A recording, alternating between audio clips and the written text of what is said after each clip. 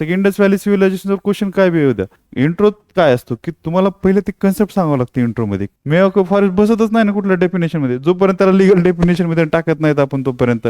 पूर्ण इंग्लिशचे सेशन त्यांनी आय एफ एस साठी आताचे 4 सेशन घेतले होते. त्याला 177 मार्क्स होते आय एफ एसच्या इंग्लिशमध्ये, हायेस्ट येतं म्हणजे आय एफ एसच्या हिस्ट्रीमधले हायेस्ट मार्क्स आहेत. आणि त्यांनी भागवत सरांच्या ग्रुप थ्रू डिस्कशन घेतलेलं आहे नीती आयोगच्या प्लॅटफॉर्मवरती. आम्ही फक्त त्यांना ऑफिसरला प्लॅटफॉर्म अवेलेबल करून देतो, ऍड करून देतो त्यांची. बाकी त्यांचं असतंय सर्व, फक्त ते आमच्याशी कनेक्टेड आहेत की इथं कोणीतरी ग्राउंडवर आहे.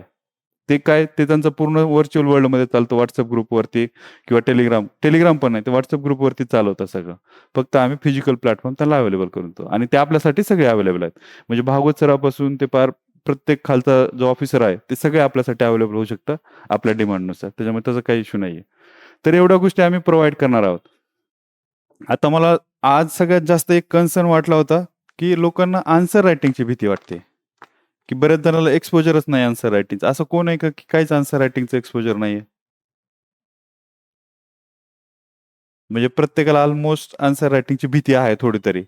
तर मी क्वेश्चन सांगतो कशाप्रकारे, आणि ह्याच्यामध्ये ज्या प्रकारचे क्वेश्चन असतात का, तर क्वेश्चनचे 2 सेट आहेत. जीएस वाला क्वेश्चन वेगळा असतो, ज्याला आन्सर रायटिंग लागते, प्रॉपर आन्सर रायटिंग लागते, तो क्वेश्चन वेगळा आहे. आणि फॉरेस्ट्री आणि फॉरेस्टमध्ये म्हणजे पूर्ण फॉरेस्टमध्ये येणारा क्वेश्चन कम्प्लिटली वेगळा असतो. जी सिव्हिल्समध्ये लागतंय तो, त्याला एकदम डायनॅमिक लेवलचं अंडरस्टँडिंग लागतंय, डायनॅमिक लेवलचं आन्सर रायटिंग स्किल लागते, इंग्लिशवर होल्ड लागतोय तुमचा, आणि तुमचं पूर्ण जे काही पॅटर्न आहे आन्सर रायटिंगचा ते तुमच्या माइंडमध्ये असला पाहिजे. माइंडमध्ये म्हणण्यापेक्षा मी नसा-नसामध्ये भिनलेला पाहिजे. कारण सिव्हिलचा जर क्वेश्चन बघितलं तर 20 क्वेश्चन असते, 3 तास असतात, जास्त काही टाईम नसतो विचार करायला. सुरुवातीच्या क्वेश्चनमध्येच आपला बराच टाईम जातो. तर नंतर फक्त तुम्हाला डायरेक्ट लिहायचं असतं, अटॅक करायचा असतो. पण इथं तसं नाही होत. तर त्यासाठी मी तुम्हाला 2 क्वेश्चन सांगतो.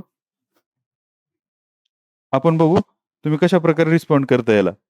मला फक्त कॅटेगरायझेशन करून सांगायचं तुम्ही, की हा कुठल्या टाइपचा क्वेश्चन आहे आणि तुम्हाला हा लिहिता येऊ शकतो का, हा लिहिता येऊ शकतो. 2 क्वेश्चन घेऊ आपण. क्लायमेट चेंज बद्दल सगळ्याला आयडिया आहे? क्लायमेट चेंज बद्दल? इज क्लायमेट चेंज रियल और जस्ट हाइप? हे कोणी केलेलं आहे? जस्ट हाइप आणि रियल कधी इश्यू आलेला आहे? Trump through. ट्रम्प सांगतो की climate change is not a reality. Climate change is a natural process, और जी काही अर्थचे मुवमेंट आहे त्याच्यानुसार ते होत राहते इव्होल्युशनमध्ये. तर तो म्हणतोय. बरोबर आहे. आणि त्यानंतर दुसरा क्वेश्चन सांगतो मी. ह्या क्वेश्चनला एक बघा.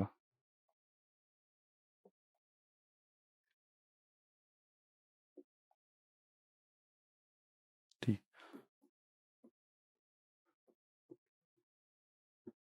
What are the types of forest? Give its basis.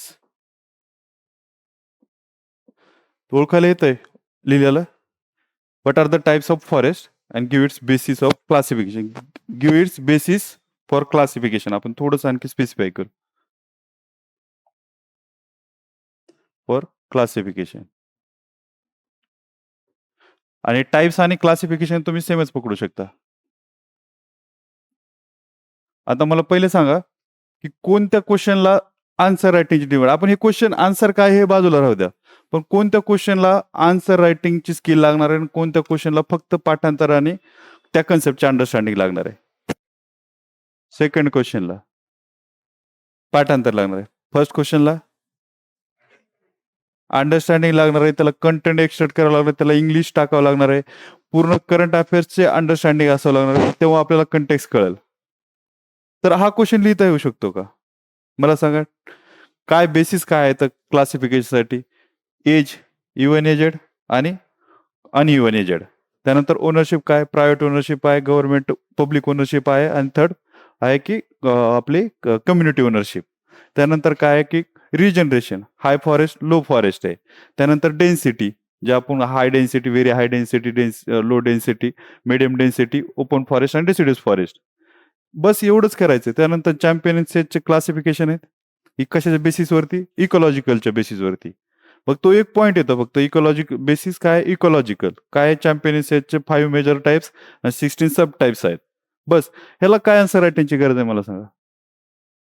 जर give the champions classification of forest of India. काहीच गरज नाही ना. चॅम्पियन्स 1968 मध्ये champions has given the forest classification India in 1968 आणि it has divided Indian forest into 5 major group and into 16 sub types. हे झालं intro. एवढंच इंट्रो असतं. कुठलं तुम्ही लक्ष्मीकांतचं पुस्तक काढा, डीपीएसपीची काय लाईन असते पहिली लक्ष्मीकांतचे? हीच लाईन असते ना.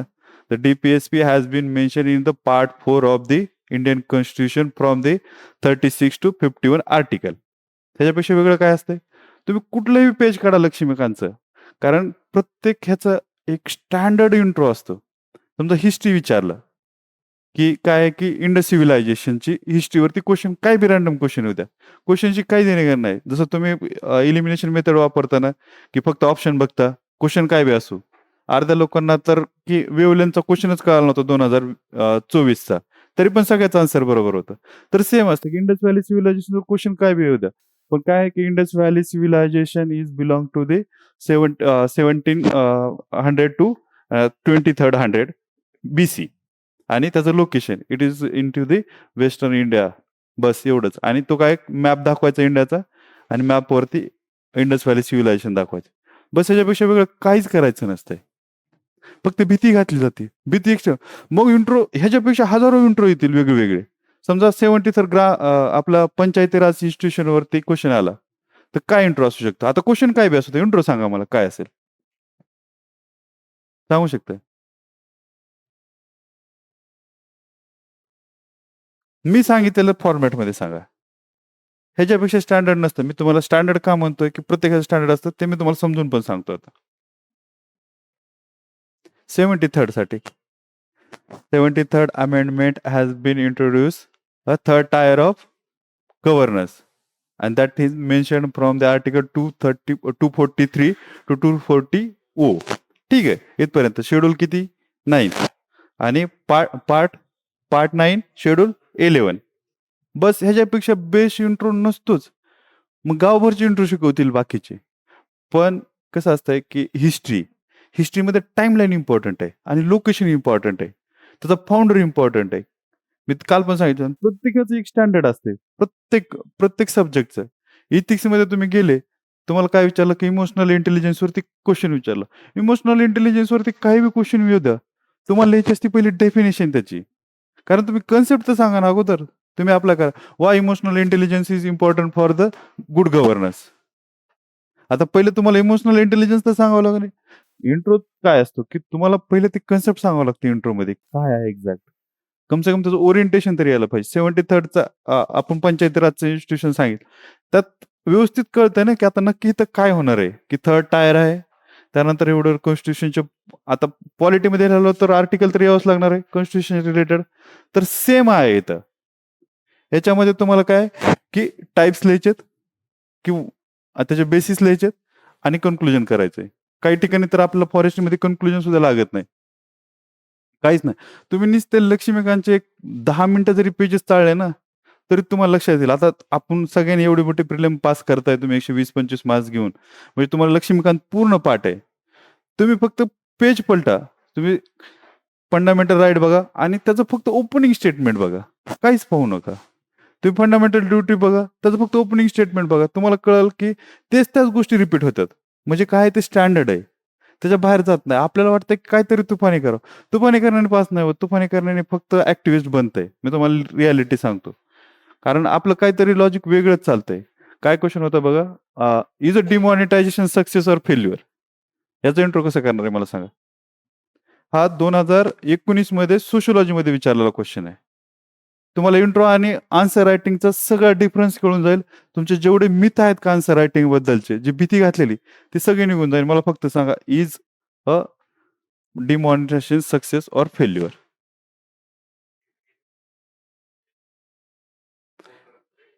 आणखी व्यवस्थित काय करता येईल? 2016 मध्ये झालेलं मॉनिटायझेशन सक्सेस आहे की फेल्युअर आहे?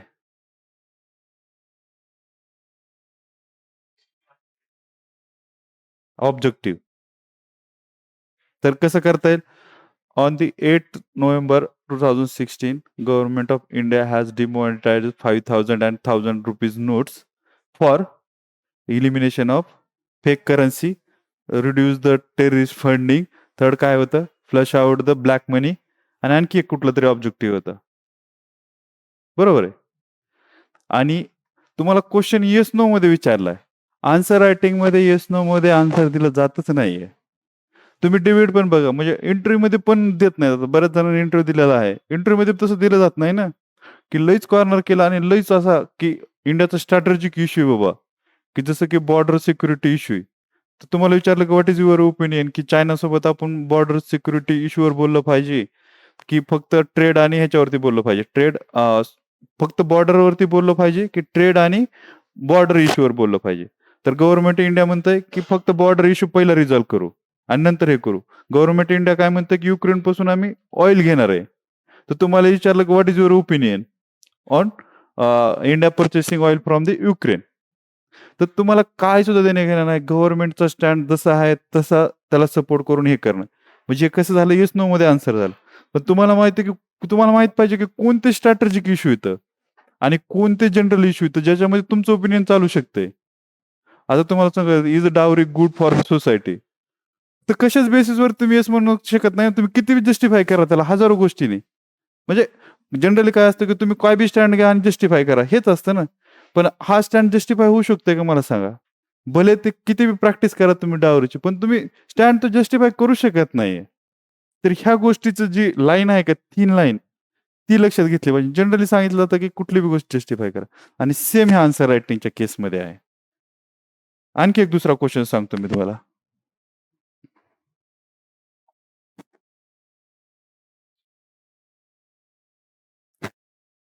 क्वेशन काय आहे, की मी काल पण सांगितलं होतं, की फॉरेस्टशी रिलेटेड.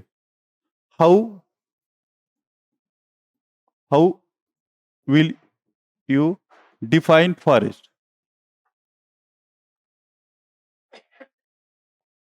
ठीक आहे. आता फॉरेस्ट सर्व्हिसचा अभ्यास करतोय आपण, आपल्याला फॉरेस्ट डिफाईन करायचंय. हं? हा एक क्वेश्चन झाला आणि दुसरा क्वेश्चन मी लिहितो याच्यासोबत. म्हणजे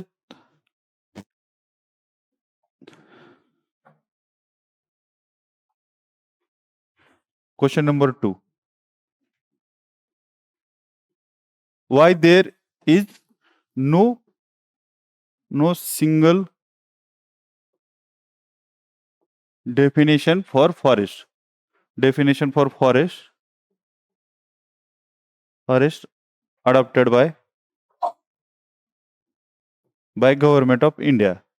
आता मला सांगा, ह्या दोन मध्ये की पहिले काय म्हणताय, how will you define forest? तुम्ही फॉरेस्ट कसं डिफाईन करणार? आणि सेकंड काय, why there is no single definition for forest adopted by the government India? Government of इंडियाने सिंगल डेफिनेशन का अडॉप्ट नाही केली? तर या दोन क्वेश्चन मध्ये आन्सर रायटिंगची स्किल कुठं लागणार आहे? सेकंड ह्याच्यामध्ये वरती काय करायचं आपल्याला? फक्त डेफिनेशन लिहायचे, की there are three definition adopted by the government, three definition for the define the forest. Holistically असं म्हणू शकतो. कारण सिंगल डेफिनेशन मध्ये येत नाही. There is no single definition for forest, but we can define holistically in three definition. First one is technical definition, दुसरी ecological definition आणि third कुठली? Legal definition. या तिन्ही डेफिनेशन आपल्याला डिफाईन करायच्यात आणि आपलं काम संपून जातंय. आता इथं सांगायचं की काय प्रॉब्लेम काय आहे, की लीगल डेफिनेशन मध्ये लीगल डेफिनेशन तर द्यायची. ह्याच्यात काय आहे, ह्याच्यात तुम्हाला कंटेंट एक्सट्रॅक्ट करावं लागतंय, की लीगल डेफिनेशन द्यायची आणि लीगल डेफिनेशन मधून कुठलं कुठलं फॉरेस्ट बाहेर पडतंय बाबा, डिफाईन नाही होत. टेक्निकल डेफिनेशन द्यायची की कुठलं फॉरेस्ट बाहेर पडतंय. इकॉलॉजिकल डेफिनेशन द्यायची की ते त्यातून का बाहेर पडतंय. आणि लास्टला सांगायचं की बाबा ह्या तिन्ही डेफिनेशन आपण कशाच्या बेसिसवर वापरणार, की आपल्याला कुठल्या टाईपचा ऑब्जेक्टिव्ह आहे आपला, त्यानुसार आपण ते डेफिनेशन वापरणार आहे. आणि गव्हर्नमेंट इंडियाने किंवा सुप्रीम कोर्टची जी रिसेंट डेफिनेशन आहे, हे तिन्ही डेफिनेशन इन्क्लूड केलेले आहेत. हे काय म्हणजे एक टाईपचं फीचर्स दिलेले आहेत फॉरेस्टचे. कम्प्लीट डिफाईन डेफिनेशन काय असतं, की एक सिंगल लाईन मध्ये प्रिसाइज वेने डिफाईन करायचं असते. पण ते फॉरेस्ट बसतच नाही. एवढं डायव्हर्स फॉरेस्ट आहे. कुठं हिल्स एरियामध्ये आहे, तर कुठं कोस्टल एरियामध्ये आहे, तर कुठं प्रायव्हेट आहे, तर कुठं पब्लिक आहे, तर कुठं अनरेग्युलेटेड फॉरेस्ट आहे, स्क्रब लँड आहे, कुठं ट्रायबल एरिया आहे, तर कुठं अर्बन एरिया आहे. तर कसं डिफाईन करणार? मियावाकी फॉरेस्ट कसं डिफाईन करणार आहे? मेओके फॉरेस्ट बसतच नाही ना कुठल्या डेफिनेशन मध्ये, जोपर्यंत त्याला लिगल डेफिनेशन मध्ये टाकत नाहीत आपण तोपर्यंत. गव्हर्नमेंटने सांगितलं की मेओके फॉरेस्ट आहे तरच फॉरेस्ट मध्ये बसणार आहे ते. कारण ते एक हेक्टर 10% डेन्सिटीनी सगळ्या ह्याच्यात बसत नाहीये. मग ह्याच्यासाठी जी काही आन्सर रायटिंग लागते ती त्याला खरोखरच आन्सर रायटिंग स्किल लागते. पण हे क्वेश्चन आपल्याला कधी विचारतच नाहीत. क्वेश्चन विचारला तो वरचा आणि त्याला काय लागतंय, फक्त कंटेंट लागतंय. आणखी एक क्वेश्चन सांगतो मी, आयडिया तर लक्षात येत आहे ना की हा क्वेश्चन लिहू शकतो ना जर आपल्याकडे कंटेंट असेल तर. याच्यामध्ये काहीच प्रॉब्लेम नाही यायला पाहिजे, कारण हे तर 8वीचं पोरगं पण लिहू शकतो. आपण सगळं करतो. फक्त काय आहे की रिकॉलिंगची प्रॅक्टिस व्हायला पाहिजे. रिकॉलिंगची प्रॅक्टिस कशी होणार आहे, तुम्ही डेली लिहिलं ना की तुम्हालाच एक 8 दिवसानंतर कॉन्फिडन्स येणार आहे की यार मी चला आता क्लासिफिकेशनमध्ये क्लासिफिकेशनच्या टाईपवर क्वेश्चन लिहिलाय, सिल्व्हिकल्चरच्या डेफिनेशनवर लिहिलाय, फॉरेस्ट्रीच्या टाईप्सवरती क्वेश्चन लिहिलाय. What are the types of forestry. तर पहिले तर फॉरेस्ट्री डिफाईन करायचे काय आहे की, आणि पुन्हा फॉरेस्ट्रीचे टाईप सांगायचे आहेत की मॅनेजमेंट फॉरेस्ट्री आहे, बाकीच्या सिल्व्हिकल्चर फॉरेस्ट्री आहे, सोशल फॉरेस्ट्री आहे, जे काही फॉरेस्ट्रीचे सगळे टाईप्स आहेत ते सगळे आपल्याला त्याच्यामध्ये डिफाईन करायचे. ते एक काहीच अडचण नाही. विचारलं की व्हॉट इज अ मँग्रोव्ह और what is the significance of mangrove किंवा सिल्व्हिकल्चर कॅरेक्टरिस्टिक ऑफ मँग्रोव्ह. सरळ क्वेश्चन असतं, what are the silviculture characteristic of mangrove and give the example और scientific names of the 5 species of mangrove. मँग्रोवची definition फक्त त्याच्यामध्ये फक्त मँग्रोवची definition. मग पुन्हा आपल्याला विविपॅरी माहिती आहे, त्याच्यानंतर सॉल्ट टॉलरंट आहे माहिती आहे, त्यानंतर त्याचं जे काही सॉइलचं जे काही टाईप आहे तो माहिती आहे, नेमॅटोफोर्स माहिती आहे, सगळं माहिती आहे ना आपल्याला. त्याचे बर्ड्स माहिती आहेत, सगळ्या गोष्टी माहिती आहेत. पण आपल्याला डेफिनेशन एक्झॅक्ट माहित पाहिजे. सेम इव्हन एक cold desert, why there is need to preserve the cold desert. म्हणजे कोल्ड डेझर्ट थोडंसं हिमालयांच्या कंटेक्समध्ये की बाबा त्याच्या कन्झर्वेशनसाठी थोडंसं एक स्टेप पुढे जाऊन हे करतात ते. पण लिहायचं तर तेच आहे, explain with the example, give the common and scientific name. 5 species आहेत दिलेल्या, 5 स्पेसीज ज्या की पाठ करू शकतो आपण, अशा तेवढ्याच 5 स्पेसीजचं नाव लिहायचे. तर आन्सर रायटिंग हे कम्प्लीट मिथ आहे आणि जे कोणाला माहित नाहीये त्याच्यासाठी जास्त प्रॉब्लेमॅटिक आहे.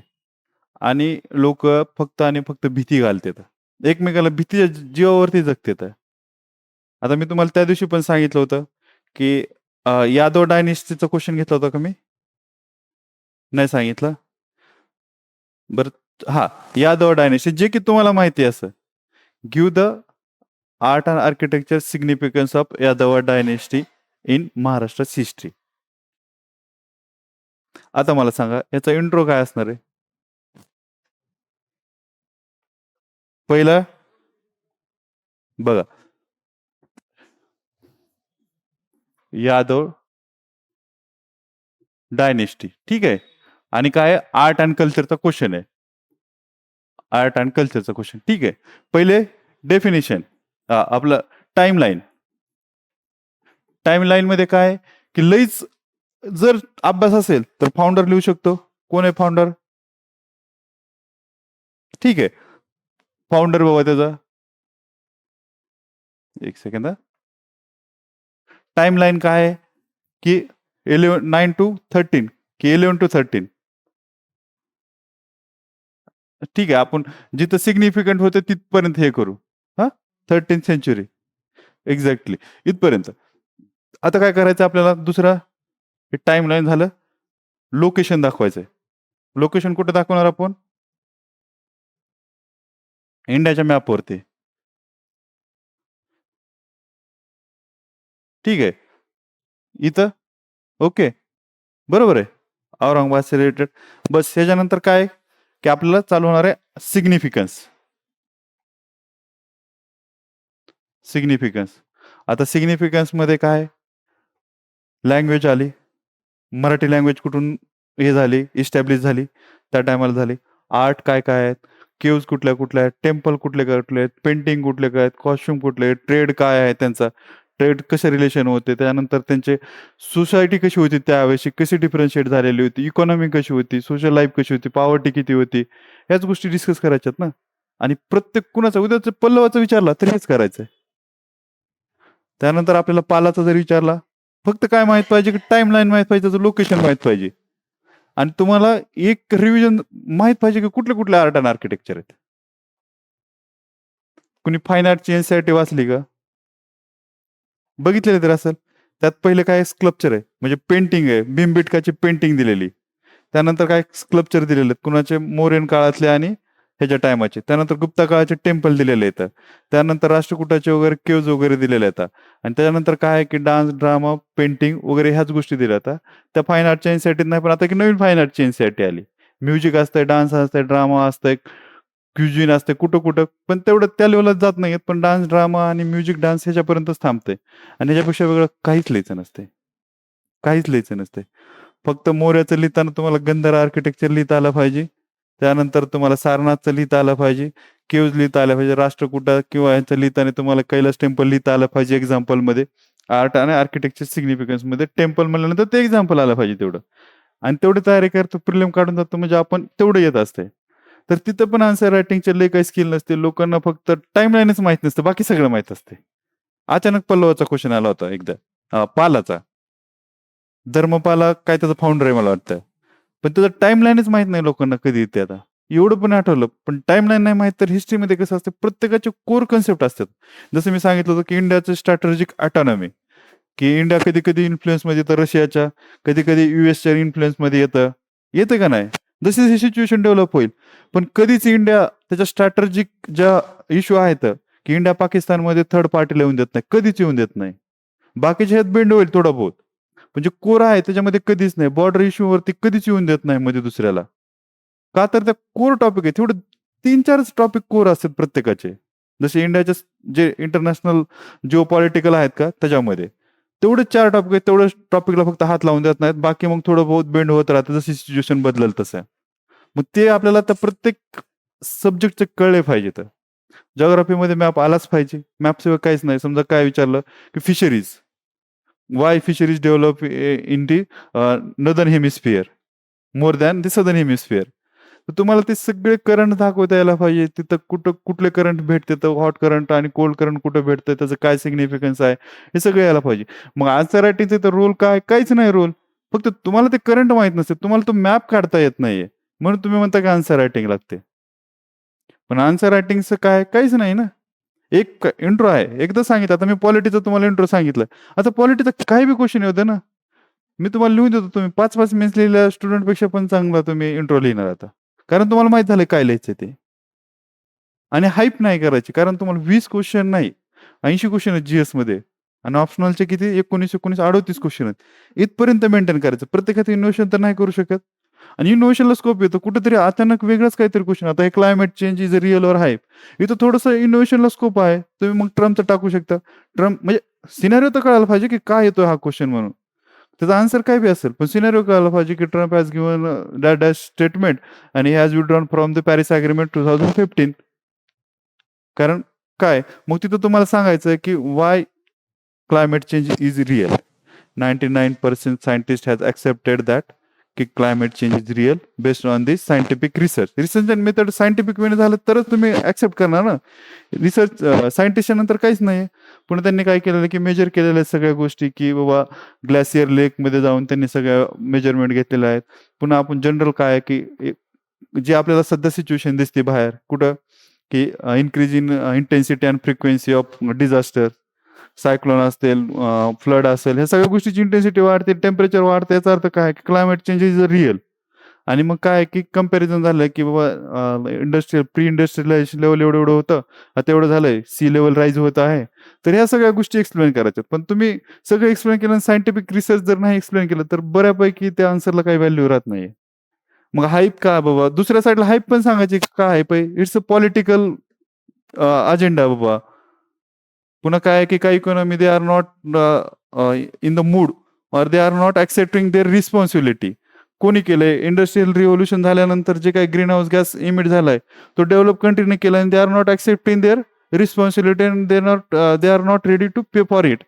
पण damage and loss and damage fund काय म्हणतोय, क्लायमेट जस्टिस काय, सीबीडीआर काय, common but differential responsibility respective capacity. मग आता ह्याच्यानंतर आणखी एक क्वेश्चन सांगतो मी. थोडंसं तुम्हाला आन्सर रायटिंग हे क्लासिफिकेशन झालं. आता आणखी एक क्वेश्चन घेऊ आपण, जे की आपल्याला मी तुम्हाला सिलेबस सांगितलं होतं की सिल्व्हिकल्चर सिस्टम आहे. सिल्व्हिकल्चर एक टॉपिक आहे, silviculture system. What are the silviculture system, काय what are the silviculture systems. मग हाय फॉरेस्ट, लो फॉरेस्ट वाल्या जे काही सगळ्या सिल्व्हिकल्चर सिस्टम आहेत त्या सगळ्या आपल्याला हे करायच्या आता, याच्यामध्ये एक्सप्लेन करायच्या आता सर्वच्या सर्व. आणि दुसरा क्वेश्चन आहे थोडस म्हणजे ह्याच्या रिलेव्हंट जरी नसला तरी बाकीच्या गोष्टीही रिलेव्हंट आहे. इज इंडिया हॅज अ, ठीक आहे. Y government of India adopted 2070 as a target for net zero carbon CO2 emission. Is India not accepting its responsibility? ह्याचा अर्थ काय की इंडिया क्लायमेट चेंजची रिस्पॉन्सिबिलिटी घेत नाही बाबा. सगळ्या वर्ल्डला सांगितलं की 2050 करतो म्हणून, पण इंडिया म्हणते 2070 करतोय. Is it not a way to escape the responsibility? कसं एक्सप्लेन करशात? ह्या दोन क्वेश्चन मध्ये मला सांगा कुठल्याला आन्सर रायटिंग लागणार आणि कुठल्याला स्ट्रॅटेजिक स्टँड लागणार आहे, कुठल्याला अंडरस्टँडिंग लागणार आहे, कुठल्याला वॉश रिडिंग लागणार आहे, कुठल्याला करंट अफेअर अपडेट लागणार आहे, प्रॅग्मॅटिझम सेकंड क्वेश्चन मध्ये लागणार आहे. काय असू शकतं आन्सर याचं मला सांगा. आता 2070 तर केले आपण टार्गेट फिक्स. वरचा क्वेश्चन बघा, सिल्व्हिकल्चर सिस्टम सिम्पल आहे, दोन मध्ये डिवाइड करायचं, हाय फॉरेस्ट कोपॉइस फॉरेस्ट मध्ये, आणि त्याचे टाइप्स लिहायचे की clear felling system, strip system, त्यानंतर 2 स्टोरी सिस्टम. कोपाइस मध्ये सेम आहे की uniform coppice system, clear felling coppice system आहे, हाय फॉरेस्ट आहे तिकडे पण सेम. बस एवढंच करायचं, त्याच्यामध्ये काहीच नाही करायचं. फक्त सिल्व्हिकल्चर सिस्टमची पहिल्यांदा डेफिनेशन यायला पाहिजे आपल्याला, कारण ती डेफिनेशन नाही आली तर मग काय उपयोग नाही. तेवढं तरी आपल्याला करावं, कारण फक्त पाठांतराचं आहे. पण खाल्ल्यात पाठांतराचं काय आहे मला सांगा? काहीच नाही, काहीच पाठांतराचं नाही. ऑलरेडी जे इंट्रो करायचं 2070 वाला ते पण त्यांनी देऊन दिलाय. म्हणजे ऑलमोस्ट आपण ह्याच्यामध्ये ब्लँकच झाल्यासारखं आहे. फक्त आपल्याला ते क्लायमेटचे प्रिन्सिपल्स आहेत ते आपल्याला माहित पाहिजेत. मला सांगा क्लायमेट जस्टिस काय? इथं क्लायमेट जस्टिस येत आहे का नाही? किंवा जे काही पहिलं तर इंट्रोमध्ये आपण लिहू शकतो की the recent or present climate change is happening because of the anthropogenic emission. जे काही अँथ्रोपोजेनिक एमिशन झालेलं आहे त्याच्यामुळे झालेलं आहे, आणि that anthropogenic emission has been happen after the industrialization. एवढं सांगून आपला इंट्रो कसा एकदम न्यूट्रल आहे. फक्त आपण सांगितलं की क्लायमेट चेंज काय आलंय, आणि that climate CO2 emission has been done by the develop countries. आणि मग आता एक्सप्लेन करायचं आहे की why India's 2070 target is a rational target. First काय की आपल्याकडे we are not the responsible for the present climate change. We आहेत का? नाहीये. सेकंड काय आहे की आणखी मोठा जर पॉईंट लिहायचा असं फक्त सब हेडिंग लिहायचं, इथं एवढं लिहायचं, त्याच्या खाली फक्त अंडरलाईन करायची, पुढे लिहायचं डॅश देऊन की हे आहे. मग दुसरा पॉईंट काय आहे की क्लायमेट जस्टिस. क्लायमेट जस्टिस काय म्हणताय की ज्यानं केलं त्यानंच केलं पाहिजे ना, आणि तुम्ही केलंय तर तुमच्यामुळे आम्हाला त्रास होत असेल तर तुम्ही क्लायमेट जस्टिस मध्ये आम्हाला कॉम्पेन्सेशन दिलं पाहिजे. लॉस अँड डॅमेज फंड काय सेमच आहे ना क्लायमेट जस्टिस. मग त्याच्यानंतर CBDR तुम्ही टाका किंवा INDC टाका, बाकी सगळ्या गोष्टी टाकू शकता. त्याच्यानंतर काय की आपल्याकडे पॉवर्टी आहे, आणि सगळी टेक्नॉलॉजी कुणाकडे आहे? डेव्हलप कंट्रीकडे आहे. त्यांनी मोनोपोलायझेशन टेक्नॉलॉजी केलंय, त्याच्यामुळे टेक्नॉलॉजी हाय कॉस्ट आहे त्याची, तर ते आपण अफोर्ड नाही करू शकत. ऑलरेडी आपल्याकडे पॉवर्टी खूप जास्त आहे. आपल्याला हेच जस्टिफिकेशन देतं की आपल्याकडे एनर्जी सिक्युरिटीच नाही आहे, तर आपण क्लायमेट चेंजचा का ठेका घ्यायचा? आपल्याकडे पॉवर्टी मरणाची आहे. आपल्या आणखी जी काही एनर्जीची जी नीड आहे ते आणखी खूप जादा आहे. पर कॅपिटा जी काही एमिशन आहे आपलं मला वाटतं 2 टन आहे फक्त, आणि US किती 6 का काहीतरी 7, आणि ग्लोबल ॲव्हरेजच्या पण खालीत आपण आहे का नाही? मग आपण कोणाच रिस्पॉन्सिबिलिटी? आपल्याकडे ऑलरेडी बजेट नाही, आपल्याकडे सगळे प्रॉब्लेम आहेत, टेक्नॉलॉजी नाही, तरी आपण करतोय. मग त्याच्यामध्ये आपले कुठले कुठले इनिशिएटिव्ह आहेत बाबा क्लायमेट चेंज रिलेटेड, जे काही ह्याचे आपले climate change national action plan on climate change आहे. त्यानंतर पॅरिस अग्रीमेंटमध्ये करतोय आपण. INDC आपले आहेत. तर रिन्युएबल एनर्जी आपण ऑलमोस्ट 40% रिन्युएबल एनर्जीला पोहोचलो आहेत. पण सोबत सोबत आपण काय करतोय, कोल चे प्लांट पण लावतोय. थर्मल पॉवर प्लांट जे कोल बेस आहेत ते पण लावतोय. का? एनर्जी सिक्युरिटीसाठी. तर टेक्नॉलॉजी द्या तुम्ही सुपर क्रिटिकल वाली थर्मल पॉवर प्लांटची, ऑलरेडी कमी इमिशन होईल. पण तुम्ही ती टेक्नॉलॉजी पण ट्रान्सफर नाही करत आणि रिस्पॉन्सिबिलिटी घ्यायला होता. आपण ऑलमोस्ट सगळ्या ह्याच्यात पॉझिटिव्ह आहेत. फक्त आपण म्हणतोय की ज्याची रिस्पॉन्सिबिलिटी आहे, ज्याची कॅपॅसिटी आहे, कॉमन बट डिफरन्शिएटेड रिस्पॉन्सिबिलिटी, आणि पुढे काय respective capacity.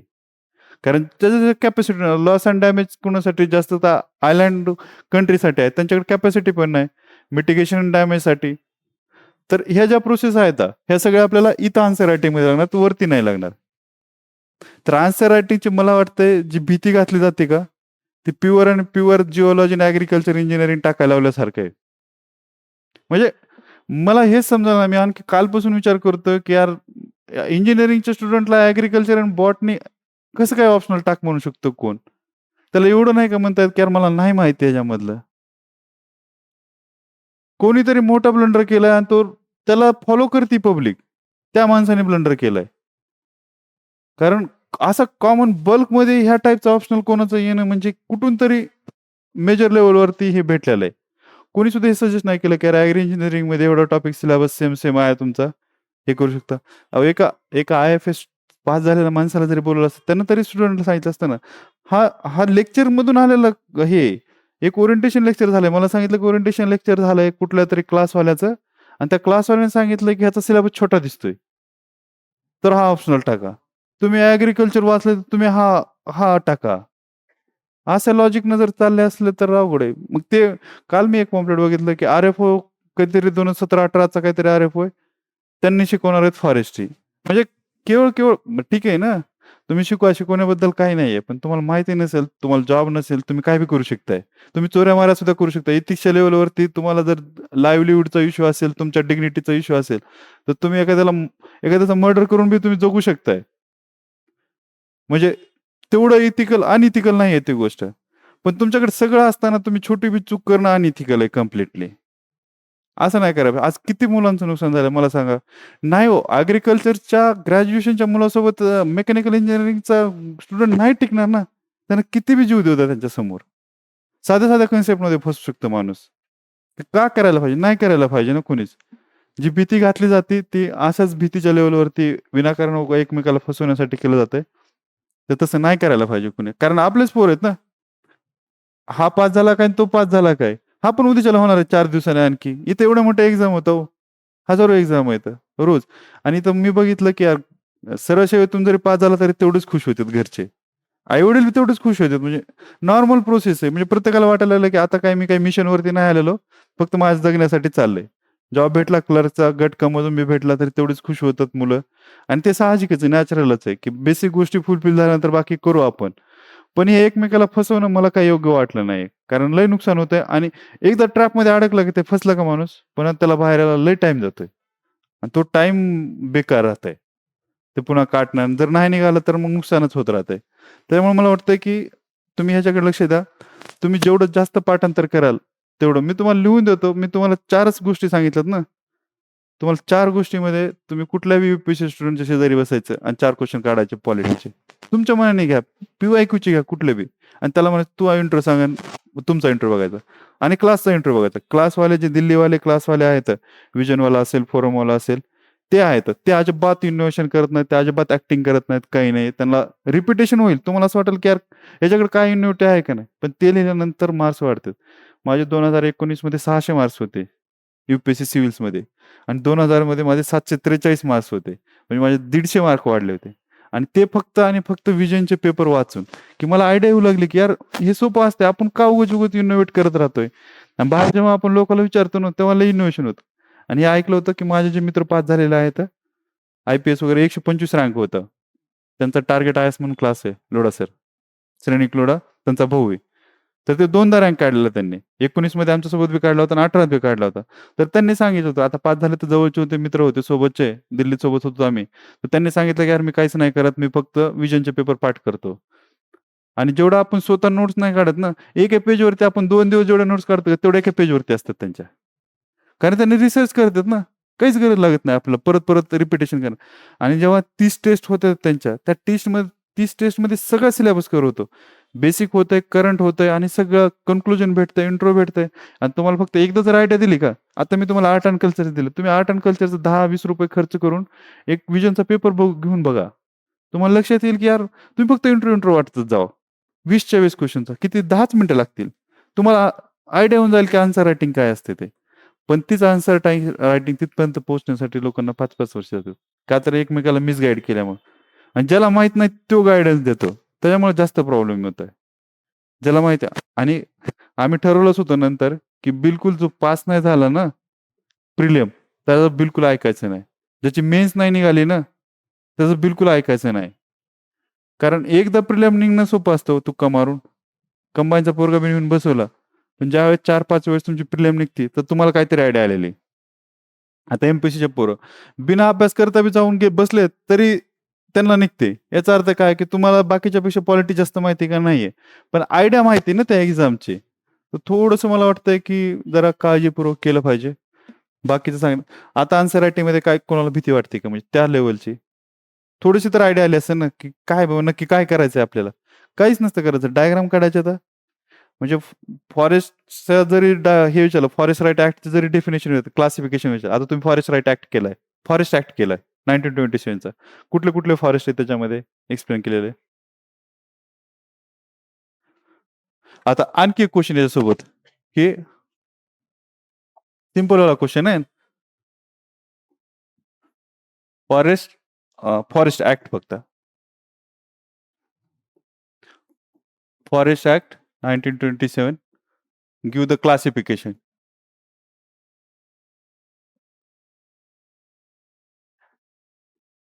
Classification of forest. कारण सगळे प्रॉब्लेम आणि सगळे सोल्युशन ह्या ऍक्ट मधूनच येतात फॉरेस्ट रिलेटेड. सगळे प्रॉब्लेम आणि सगळे सोल्युशन इथूनच येतात. कसं डिवाइड केलेलं आहे फॉरेस्टला? तुम्ही तर सेक्शन टू सेक्शन करता ना. फॉरेस्ट फॉरेस्ट ऍक्ट नाहीच.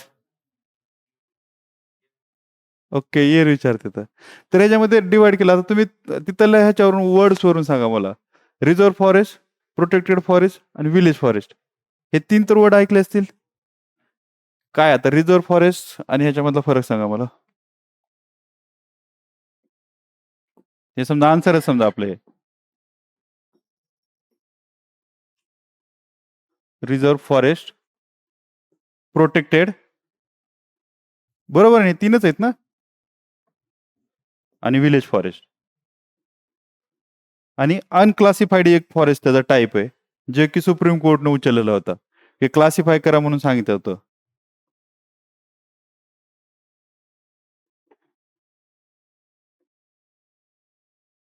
ठीक आहे. मला सांगा ह्या क्वेश्चन मध्ये ह्याच्यापेक्षा वेगळं काही लिहायची गरज आहे का? एक्सप्लेन करायचंय फक्त. त्यातले फक्त पार्ट 2 मध्ये काहीतरी मला वाटतं रिझर्व्ह फॉरेस्ट दिलेलं आहे. पार्ट 4 मध्ये प्रोटेक्टेड फॉरेस्ट दिलंय आणि पार्ट 3 मध्ये विलेज फॉरेस्ट दिलेलं आहे. की विलेज आहे आणि विलेज मधला सरपंच चौथ्या ह्याला एरियाला साईडला बाज टाकून बसलाय बाबा प्रोटेक्ट करायला त्यांचा. प्रोटेक्टेड वाल्याला काय आहे की कम्प्लीट प्रोटेक्शन आहे त्याचं सगळीकडून. रिझर्व्ह वाल्याचा सेकंड पार्ट मध्ये येतोय. फक्त एकच लक्षात ठेवायचं प्रोव्हिजन. तर आता ह्याच्यात काय काय असू शकतं? कोणत्या ह्याच्यात कम्प्लीट प्रोटेक्शन असू शकतं, कुठल्या ह्याच्यात पार्शियली प्रोटेक्शन असू शकतं. काहीतरी डिफरन्स असेल ना. प्रोटेक्टेड रिझर्व्ह फॉरेस्ट मला वाटतं एनसीआरटी मध्ये आहे. 10th एनसीआरटी आहे ना, त्याच्यामध्ये दिलेलं आहे. पण जेव्हा आपण एनसीआरटी वाचतो तेव्हा कळत नाही की नक्की काय चाललंय ते. जेव्हा मी IFSचं प्रिपरेशन केलं का, तेव्हा मला तिथला डिफरन्स वाटू लागला. पण ते प्रोटेक्टेड आणि रिझर्व्ह फॉरेस्ट तेव्हा काहीच लक्षात यायचं नाही. दोन्ही शब्द सेम सेम वाटायचे. काय असू शकतो डिफरन्स? वरून बघून काय वाटतं? हे रिझर्व्ह फॉरेस्ट आहे, हे प्रोटेक्टेड फॉरेस्ट आहे. हा?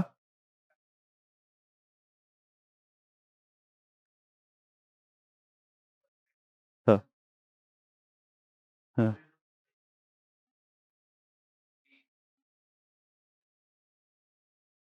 ओके. मग कंप्लीट प्रोटेक्शन कुठं असेल? आणखी सिंपल करतो. रिझर्व्ह फॉरेस्टमध्ये कंप्लीट प्रोटेक्शन आहे. म्हणजे wild life, national park, biosphere सगळे ह्याच्यामध्ये हे आहेत. आणि प्रोटेक्टेडमध्ये काय आहे की कन्झर्वेशन करायचंय. म्हणजे सस्टेनेबल युटिलायझेशन पण करायचंय आणि त्याचं प्रोटेक्शन पण करायचंय. आणि ह्याच्यामध्ये पण कंप्लीट काहीच एक्सटर्नल हे करायचं नाही. इकॉलॉजिकल बेसिसवरती त्याला मेंटेन करायचंय. त्याचं कुठलं युटिलायझेशन करायचं नाही, इंटरफरन्स करायचं नाही, काय नाही. त्याचे कोर बफर वगैरे जे आपण म्हणतो ते ते सगळं प्रोटेक्टेड मध्ये येत आहे याच्यामध्ये. आणि विलेजवाल्यासाठी, विलेजच्या लोकांसाठी ते स्वतः प्रोटेक्ट करतात. त्यांना ओनरशिप ट्रान्सफर नसते केलेली, फक्त त्यांना यूज करायला दिलेलं असतं. त्यांच्या बेसिक नीड्स आहेत, फ्युएल आहे, फूडर आहे, टिंबर लागते त्यांना त्या गोष्टीसाठी. पण कमर्शियल वेवरती नाही आहे. मग कमर्शियल वेवरती कुठे फॉरेस्ट राईट ऍक्ट मध्ये येतं कम्युनिटी फॉरेस्ट म्हणून. मग तिथं कमर्शियल बेसिसवरती वापरतात, तिथं पण ओनरशिप ट्रान्सफर केली जात नाही, फक्त ते युटिलायझेशन करण्यासाठी दिलं जाते. तर मग हिथून निघालेलं फॉरेस्ट तिथपर्यंत जातं. पण फॉरेस्ट राईट ऍक्ट मध्ये काय केलेलं असतंय की तुम्हाला जेव्हा ती लँड डायव्हर्ट करायची प्रोटेक्टेड एरियातली किंवा रिझर्व्ह एरियातली, तेव्हा विलेजची जे ग्रामसभा आहे, ग्रामसभेचं एनओसी लागते. आणि ती कशा थ्रू लागते की फॉरेस्ट राईट ऍक्ट थ्रू लागते. आणि फॉरेस्ट ऍक्ट आहे का, तो फॉरेस्ट कन्झर्वेशन ऍक्ट 1980चा आहे, तो डायव्हर्ट करण्यासाठी वापरला जातो.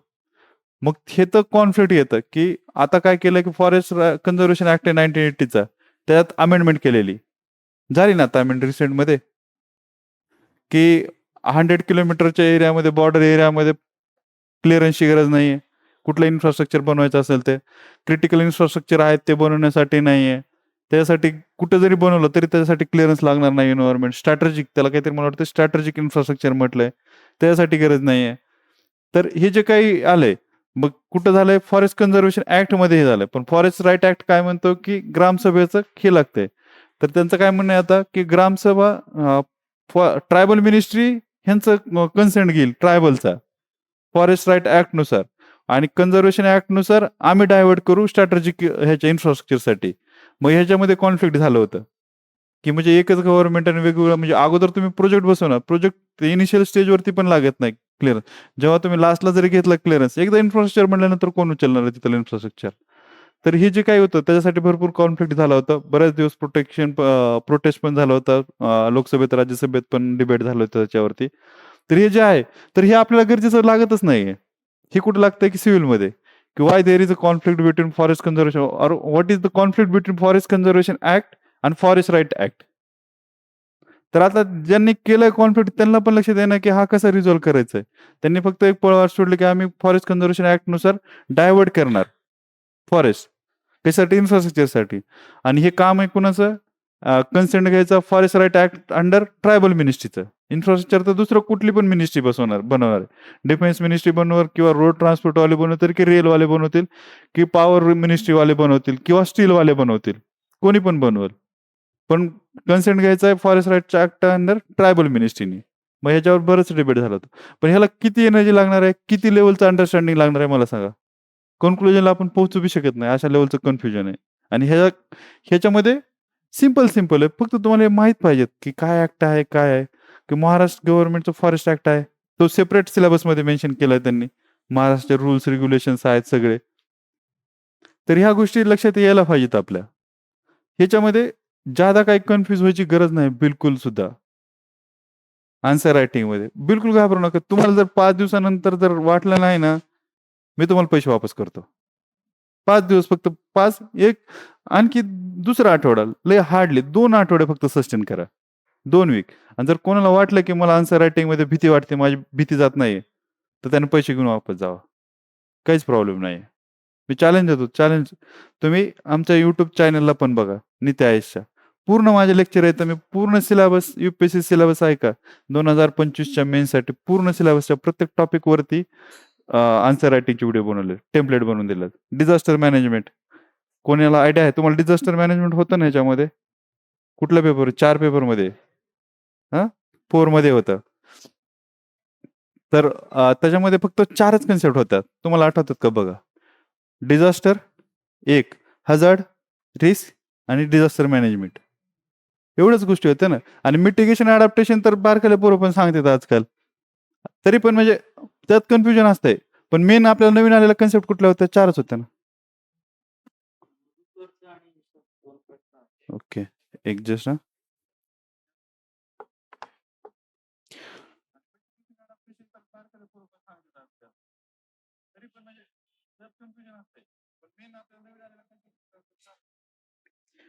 मधुकर, तुमचं ग्रॅज्युएशन जर तुम्ही सांगितलं असतं ना तर बरं पडलं असतं. कारण तुमचं ग्रॅज्युएशन तुम्ही ऍग्रिकल्चरला त्यांना मार्क्स आले 44.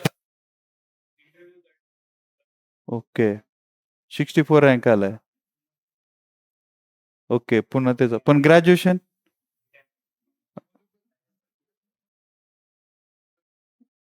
थांबा सांगतील ते ग्रॅज्युएशन सांगतील. आता बघा इथून आणखी क्लिअर त्यानं ऍग्रिकल्चर आणि बॉटनी ऑप्शनल टाकलाय. हा. प्लीज मधुकर सर तुमचं ग्रॅज्युएशन मेन्शन करा काय आहे ते. आणि विशालचा आहे ना दुसरा क्वेश्चन. सर बॉटनी ऑप्शनल साठी रिसोर्सेस सांगा. विशाल तुम्ही पण तुमचं ग्रॅज्युएशन सांगा म्हणजे एक आपल्याला आन्सर करता येईल व्यवस्थित. तस सर त्यांचा आला ना मला रिप्लाय की मला सांगा. हा ठीक आहे चालतं. आवाज कमी करू काय त्याला?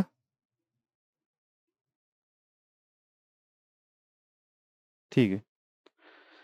ठीक आहे. त्यांनी आता सांगणार नाही. त्यांनी ऐकलं असलं पाठीमागेला तर त्यांना माहिती आहे की आपल्यासोबत काय झालंय तर. कारण ऍग्रिकल्चरला 44 मार्क आहेत आणि बॉटनीला 112 मार्क्स आहेत. बॉटनी कसं आहे, बॉटनीचं ग्रॅज्युएशन वाला नाही ना कॉम्पिटिशन मध्ये. बॉटनीचे रिअर लोक आहेत, पण ऍग्रिकल्चर वाले ढिगाणी पडले तर आहेत का नाही. आणि किती लेवलचा अभ्यास करतात, त्यांच्या एवढाच अभ्यास तर दुसरं कोणच करत नाही. तुम्ही मेकॅनिकल इंजिनियर नाही टिकणार ना त्यांच्यासोबत. तुमचे काय आहेत ऑप्शन?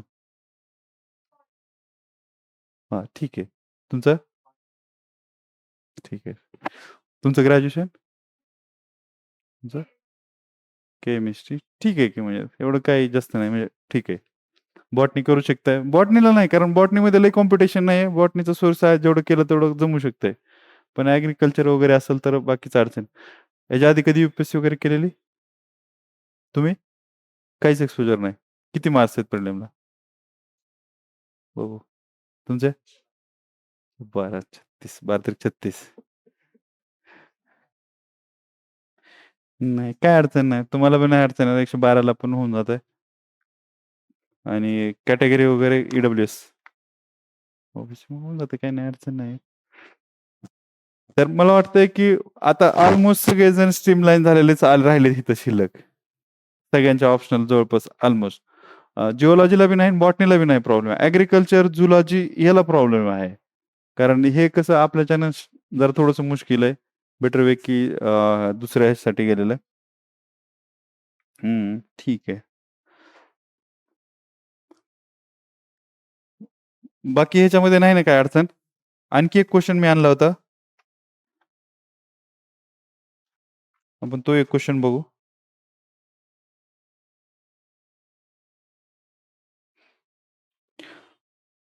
हां, ठीक आहे. क्लायमेट चेंज रिलेटेडच क्वेश्चन आहे. How climate change is measured? आता हे थोडंसं टेक्निकल आहे. पण ज्याला माहिती आहे, समजा शिकलं तर आपल्याला करता येऊ शकतंय. क्वेश्चन बघा काय? How climate change is measured?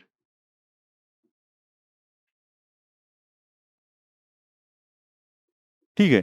आणि दुसरा क्वेश्चन आहे,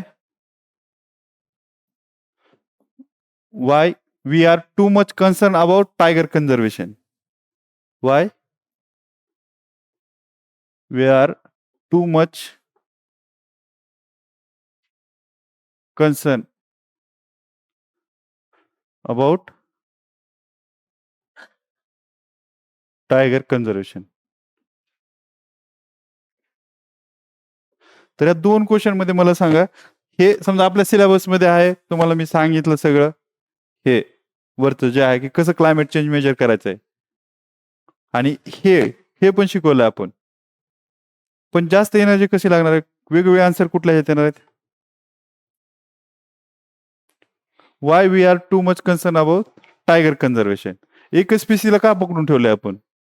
व्हाय वी आर इंट्रोड्युसिंग चित्ता? काहीतरी त्याचं कारण असेल ना चित्ता इंट्रोड्यूस करायचं. पण वरचं मला सांगा, how climate change is measured? कसं मेजर करता येतं? कोणाला आयडिया आहे का थोडी बहुत? आता क्लायमेट चेंज तर आपण दिवस रात्र ऐकतोय, पण मेजर कुणी केलंय? कसं केलंय? त्याचं काय सायंटिफिक प्रूफ आहे? काहीतरी पाहिजे ना त्याला. हा, तर CO2 कॉन्सन्ट्रेशन कसं मेजर करणार आहे? आताचं ना अगोदरचं? CO2 कॉन्सन्ट्रेशन तर मेजर केलं, आता पकडल्या हवात मेजर केलं. पण त्याच्या अगोदर किती होतं ते कसं मेजर करणार आहे? हो की, पण टेम्परेचर एक्स्ट्रापोलेशन झालं. समजा मॅथ वापरून आपण आत्ताच करू शकतो, एक 100-150 वर्षापासून जेव्हापासून रेकॉर्ड ठेवले तेव्हापासूनच. पण 1600 शतकात तर नाही ना, की अकबरनं आणि औरंगजेबनं तर नाही ठेवलेलं. म्हणजे नाहीच ना ऑलमोस्ट त्यावेळेसचं. जे काय आहे ते 1750च्या नंतर चालू झालंय. कसं मेजर करणार मग?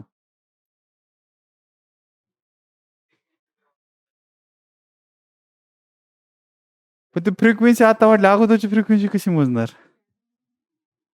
अझम्पशन वरती तर मग ट्रम्प जिंकेल की आपल्या ह्याच्यात. अझम्पशन वरती तर नाही ना.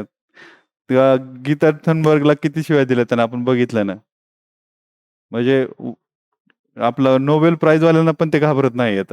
पण त्याला काहीतरी स्ट्रॉंग रिझन द्यावं लागेल की हे मेथड आहे आणि असं मेजर केलंय आम्ही खरोखरच क्लायमेट चेंज आता होऊ लागले, अगोदर होत नव्हतं. आणि अँथ्रोपोजेनिक आहे हे पण त्याला प्रूव्ह करायचंय. फक्त क्लायमेट चेंज होतं. तो म्हणतो होतंय climate change. Trump is not denying the climate change, but he just want to explain that it is not anthropogenic. It is a natural evolution process of the earth. कारण glacier age पासून सगळे process होत आले. Continental ड्रिफ्टच्या theory आहेत. तर या सगळ्या theory आहेत. तर ह्या थेरी सगळ्या सोबत तो म्हणतो की हे पण त्यासोबतच चाललंय. तर हे कसं मेजर करता येऊ शकतं? आता हे सायंटिफिक आहे, टेक्निकल आहे. ह्यात काही म्हणजे तुम्ही अझम्पशन करून तुम्ही जसं म्हणलं, तसं हवेतले आन्सर नाहीतच. डायरेक्ट ठरलेले आन्सर. ज्याला माहिती त्याला माहिती आहे, ज्याला नाही माहिती त्याला नाही माहिती. काय केलं जातंय, की ग्लेशियरमध्ये जाऊन तिथलं जे आईस आहे फ्रीज झालेला, त्या आईसमध्ये जेव्हा ते बबल राहते ते एअरचे, ते बबलमधलं एअरमध्ये त्या अगोदरच्या ग्लेशियरचं एज काढलं जातं आणि त्या ग्लेशियरमधलं CO2 मेजर केला जातो. त्यासाठी टेक्नॉलॉजी आहे. आपल्याला तेवढं डीपमध्ये जायची गरज नाही. आपल्याला फक्त एवढं माहीत पाहिजे, की त्या ग्लेशियरमधलं टेक्नॉलॉजी काढून त्यातला जे बबल्स आहेत, त्या बबलमधलं गॅस मोजलं जातं आणि आताचा प्रेझेंट मोजला जातो आणि त्या ग्लेशियरचं एज काढता येतं. त्यांच्याकडे टेक्नॉलॉजी आहे ते. त्याच्यानुसार एक करता येतं. पुन्हा ट्रीच्या रिंग्ज असतात. आपण जे बघतो का रिंग्ज वगैरे, तर त्या क्लायमेट चेंज जसं चेंज होईल का, तसं चेंज होत राहते त्या ट्रीच्या रेंजेस. तर त्याच्यावरून पण आपल्याला त्यांना आयडिया येते, की या प्रकारे होतं. पुन्हा जसं म्हटलं, की सायंटिफिक जे मॉडेल आहेत सुपर कॉम्प्युटर वगैरे वापरून, मग ते एक्स्ट्रापोलेट करतात. समजा आता 4 वर्षाचं जे काही टेम्परेचर आहे, 10 वर्षाचं, 100-150 वर्ष, 200 वर्षाचा तर डेटा आहे. तर ते एक्स्ट्रापोलेट केलं जातं मागं-पुढं सुपर कॉम्प्युटर वापरून, हे करून, ते करून आणि त्याच्यानुसार मग काढलं जातं, की हां, हे अँथ्रोपोजेनिक आहे बाबा, अशा प्रकारचे इव्हेंट झालेले आहेत. त्यानुसार मेजर केलं जातं आणि मग पुन्हा लास्टला एक्स्ट्रीम इव्हेंट वगैरे आहेत, ह्या सगळ्या गोष्टी. आणि IPCC म्हणजे काय? Inter governmental planet on climate change. हे काय करतं? सगळ्या सायंटिस्टचे रिसर्च एकत्र करतंय आणि त्याच्यावरून एक कन्क्लुजन काढतात फक्त. ते स्वतःच हे करत नाही येतं. जेवढे रिसर्च झालेत, तेवढे रिसर्चचे इंटरप्रिटेशन काढण्यासाठी तिथं सायंटिस्ट एकत्र येतात अक्रॉस द ग्लोब मधले जेवढे सायंटिस्ट आहेत ते आणि ते मग इंटरप्रिटेशन करतात आणि ती म्हणजे हायेस्ट ऑथराइज बॉडी वर्ल्ड मधली किंवा ही सांगणार क्लायमेट चेंजवरती आणि इंटर गव्हर्नमेंटल असल्यामुळे सगळ्या गव्हर्नमेंटचं काय ह्याला कन्सेंट आहे. कारण तुमचं पण रिप्रेझेंटेटिव्ह आहे तिथं. म्हणजे तुम्ही त्या तर त्याला एक ऑथॉरिटेटिव्हली घेतलं जातं. म्हणजे काही त्याच्या कोणावरती हे नाहीये, कंपल्शन नाही अथवा काही बाइंडिंग नाहीये त्यांचे डिसिजन. जसं UNFCCचं तर काही बाइंडिंग आहे का? नाहीये. हे सो मोठं चाललेलं आहे सगळ्यात सगळं. तर हे जे आहे, तर तिथून जे काही त्यांचं फायनल व्हर्डिक्ट येतं, तर 99.7 मी तर 99 मगा म्हणलं होतं, पण 99.7% सायंटिस्ट आहे का, त्यांचं म्हणणं आहे की अँथ्रोपोजेनिक आहे म्हणून. आणि एवढे सायंटिस्ट म्हणत असतील आणि 0.3 म्हणत असतील बाकीचे, तर मग better way to go for the climate change mitigation rather than denying it. आणि जे काही इम्पॅक्ट दिसायला लागले तर ते इम्पॅक्ट तर दिसतायच आपल्याला. मग त्याचं मिटिगेशन करणं आलं. मग मग त्याच्यासाठी डिझास्टर मॅनेजमेंट सगळ्या गोष्टी आल्या. तर डिझास्टर मॅनेजमेंट तर हे क्वेश्चनचे डिमांड आहे. इथं काय आहे, की 1 नंबरला आपल्याला काय लिहायचंय, की scientific measurement of temperature of the glacier, ice, bubble, air bubble गॅसेसचं टेम्परेचर मेजर करायचं. दुसरं काय आहे, की रिंग आहेत. आणखी तिसरं काय, की सुपर कॉम्प्युटरचे मॉडेल आहेत. आणि लास्टला काय, की IPCCनं कन्क्लूड केलेलं आहे आणि त्या साइडला काउंटर पण द्यायचंय. आपल्याला जर मगाचं climate change is hype or real, तर का तर क्लायमेट चेंज बाबा असं आहे 0.3% हे पण म्हणतात की नाही हे क्लायमेट चेंज रिअल नाही. लास्टला कन्क्लुजन मध्ये द्यायचं की बाबा 99.7% जर सायंटिस्ट म्हणत असतील तर better to go for mitigation rather than deny. कारण डिनाय करण्यापेक्षा बेटर आहे ना, कारण दिसतंय बी मॅनिफेस्टेशन कशातून होतं क्लायमेट चेंजचं. फ्रिक्वेन्सी इंटेन्सिटी वाढली प्रत्येक डिझास्टरची, तर मग मिटिगेशन करण्यासाठी करतोय.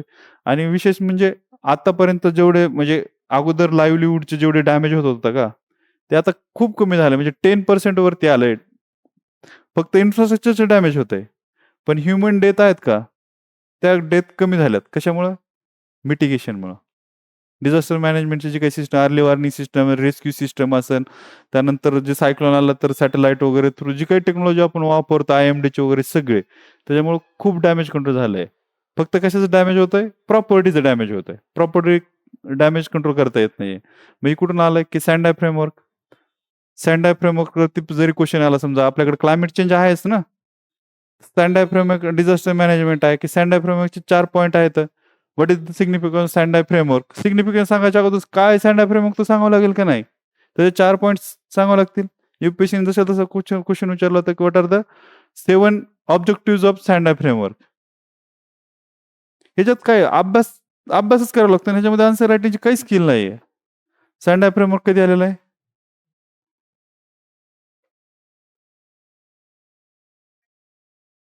सँडाय.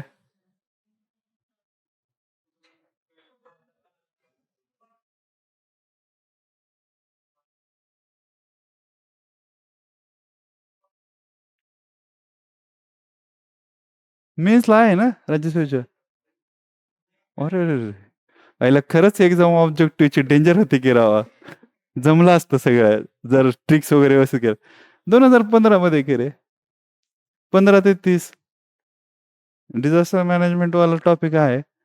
पण अभ्यास लागतो बघा. आता असं जर करायचं म्हणलं, तर मग आन्सर रायटिंगची स्किल आहे. मग तुम्हाला त्या ट्रिक शोधून आणावं लागते. ऑल ऑफ दिस बरोबर आहे, सेकंड वाला बरोबर असतंय, थर्ड वाला बरोबर असतंय. चालू शकते त्याच्यावरती कॉमन LCM काढायचा आहे. पण आता आता अवघड आहे ना. आता 2015 तर लक्षातच ठेवायचंय. पण ते मांडता आलं पाहिजे इंट्रोमध्ये. काय की for the Sendai framework has adopted for the disaster risk reduction in 2015. It has a target for it is implemented from 2015 to 2030. हेच आहे ना. त्याच्यापेक्षा तर वेगळं काही नाही. आणि मग ते डिझास्टरचे 4 पॉइंट आहेत, की रिस्क रिडक्शन करायचंय, त्यानंतर गव्हर्नन्सची कॅपॅसिटी आणि स्ट्रेंथ वाढवायची गव्हर्नन्सची, त्यानंतर अवेअरनेस वाढवायचा आहे, अर्ली वॉर्निंग सिस्टम इस्टॅब्लिश करायच्यात. हे झाले त्याचे 4 मेन ऑब्जेक्टिव्ह. आणि 7 आहेत ते काय करायचे? 4 वाढवायचे, 3 कमी करायचे. की डेथ कमी करायचंय, एक्सपोजर कमी करायचंय. पुन्हा जे अर्ली वॉर्निंग सिस्टम ज्यांचं आहे, ज्यांच्याकडे नाहीये, अशा कंट्रीज कमी करायच्या आता. हे 3 कमी करायचे. वाढवायचं काय? की कॅपॅसिटी वाढवायची. बाकीचे 4 त्याचे वाढवायचे आहेत. तर ह्या सगळ्या गोष्टी आता पाठ कराव्या लागतील. आता जे ऑब्जेक्टिव्हमध्ये चाललं का? तसं नाही चालणार. आणि होतंय म्हणजे कारण ठरलेला सिलेबस आहे, ठरलेल्या गोष्टी येतात आणि मी बिलकुल इधर-उधर आज जे एवढं का तुम्हाला सांगतोय, आन्सर रायटिंग तुमच्यासाठी हा इश्यूच नाहीये. जर तुम्हाला कोणी म्हणत असेल, की फॉरेस्टसाठी आन्सर रायटिंग फॉरेस्टसाठी आन्सर रायटिंग लागतच नाहीये. कोणाला पण विचारा तुम्ही. नाही तर इंग्लिश आहे ना GS आहे. काहीच गरज नाही. मला सांगा इंजिनिअरिंग करताना कोणाला वाटत होतं का आन्सर रायटिंगची गरज लागते? मग ॲग्री इंजिनिअरिंगला काय गरज आहे आन्सर रायटिंगची मला सांगा ना? काहीच लॉजिक नाही बनत. चला आणखी फॉरेस्ट्रीमधला एक क्वेश्चन सांगतो तुम्हाला. Give me the 7 medicinal plants from India and also right his scientific name. किंवा 10 स्पेसीसची नावं सरळ-सरळ विचारले समजा. मेडिसिनल प्लांट विचारलं, फायबर प्लांट विचारलं किंवा मायनर फॉरेस्ट प्रोड्यूसच्या प्लांटची नावं सांगा, त्याचं सायंटिफिक नेम लिहा. याच्यामध्ये आन्सर रायटिंग कुठे आहे मला सांगा बरं? ऑसिमम सॅnctum तुळशी लिहायला काय प्रॉब्लेम आहे? एम्लिका ऑफिसियानालिस काय आवळा आहे. त्यानंतर आपला धतुरा आहे. धतुराचं सायंटिफिक नेम आहे. त्यानंतर ह्याला पण वापरता ॲनाबस ते पण वापरता. म्हणजे ह्या ज्या गोष्टी आहेत ह्याचे काय फक्त आपलं सायंटिफिक नेम माहीत पाहिजे तर. टॅमरंडस इंडिका आहे, चिंच आहे. त्यानंतर लिंबला वापरतो का लिंबाला आपण? काय म्हणतात? अझाडिक्टा इंडिका. ह्याच्यामध्ये आन्सर रायटिंग कुठे मला सांगा ना? आणि ह्याच्यातून जास्त मार्क्स येतात. जिथं मग क्लायमेट चेंजवरती क्वेश्चन विचारणार आहेत. काही ना काहीतरी जनरल क्वेश्चन ते देणार आहेत क्लायमेट चेंजवर. पण क्लायमेट चेंजमधून मार्क्स नाही येणार. तुम्ही किती बाहेर लिहिलं तरी 10 पैकी 3च पडणार आहेत. पण तुम्ही जर 5च्या 5 सायंटिफिक नेम लिहिले मेडिसिनल प्लांटचे, तर तुम्हाला 7 मार्क पडणार आहेत. आन्सर रायटिंग कोणामध्ये लागते? आन्सर रायटिंग क्लायमेट चेंजला लागायला लागली. आन्सर रायटिंग करून बी येत नाही. कारण क्लायमेट चेंजवरती तर अभ्यास करणारा लिहिणार आहे, न करणारा पण लिहिणार आहे. पण ही भीती बाळगणं अथवा भीती घालणं, का बरं? आरेपणा जर करायला लागला, शिकवायला लागला, 2019 तो नक्कीच म्हणणार की आन्सर रायटिंग लागते. मी तर म्हणणार आहे तुम्ही कुठला बी क्वेश्चन गेल्या वर्षीचा क्वेश्चन बघा, रिमोट सेन्सिंग जे तुम्हाला माहिती आहे ते. फोटोग्राफी इंटरप्रिटेशन काहीतरी क्वेश्चन होता. काय मग त्याच्यामध्ये काय शॅडो आहे, टोन आहे, साईज आहे, शेप आहे, हेच आहेत ना इंटरप्रिटेशन, फोटो इंटरप्रिटेशनसाठी, जे की आपल्या राज्यसेवेच्या सिलेबसमध्ये आहे. काहीच वेगळं लिहायचं नव्हतं. हेच 8 पॉईंट लिहायचे होते. आणि इंट्रो द्यायचा होता फोटोग्राफिक इंटरप्रिटेशनचं काय आहे बाबा म्हणून डेफिनेशन त्याची. आणि त्यात बी जनरल डेफिनेशन द्यायची होती त्याच्यात. पण जनरल डेफिनेशन तुम्ही इंट्रो किती बी भारी लिहिला, कन्क्लुजन किती बी भारी लिहिलं आणि हे 8 पॉईंट नाही लिहिले तर येणारच का मार्क मला सांगा? कसं इंटरप्रेट करणार? साईज काय आहे त्याच्यावरून इंटरप्रेट करणार, की समजा आपण काय आहे, की फोटो कशाचा आहे, क्रिकेटच्या ग्राउंडचा आहे. साईज ओव्हल शेप आहे किंवा सर्क्युलर आहे, ते एक झालं. त्यानंतर टोन कसा आहे, तर कलर कसा आहे, टोन म्हणजे कलर काय आहे, शेप झालं, साईज झालं, त्याच्यानंतर त्याची हाईट काय आहे, त्याच्या आजूबाजूला काय आहे, की रोड आहे का काय आहे, की साईडच्या पण ऑब्जेक्ट करतो ना आपण फोटो इंटरप्रिटेशनमध्ये, की कशाचा ऑब्जेक्ट आहे. रिव्हरच्या शेजारी असेल तर डॅम असेल तर रिव्हर पाहिजे तिथं खाली वरतून जाणं, तर आपल्याला लक्षात येईल की डॅम आहे म्हणून. तर ह्याच्यावरून त्या फोटोवरून इंटरप्रिटेशन केलं जातं. आणखी एक कन्सेप्ट आहे एनडीव्हीआय. एनडीव्हीआय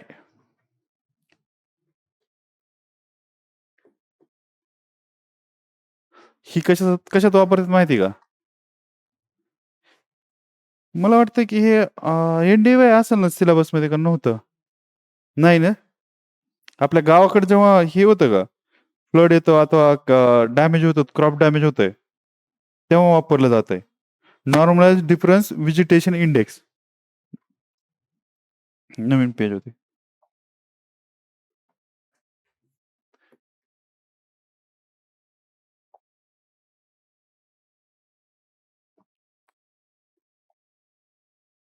नॉर्मलाइज्ड